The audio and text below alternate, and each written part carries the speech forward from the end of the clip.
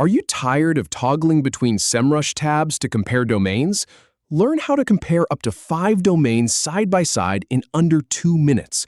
First, we'll set up a folder to organize your data. Then, I'll show you how to add domains and choose the exact URL matching level. Finally, we'll run the comparison. First, go to Semrush folders to organize your data. Then click on Compare Domains. Review this part of the interface. Click on Add Domain. Add another competitor domain. Click on Root Domain. Then click on Exact URL.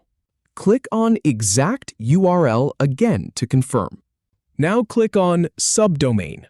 Click on Subdomain once more. Click on Subfolder. And again on Subfolder. Then click on Exact URL. Choose your country.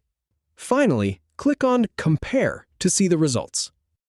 If you have any feedback or if any info is inaccurate, please leave a comment below. We'll do our best to answer or redo the video if needed. Thanks for watching.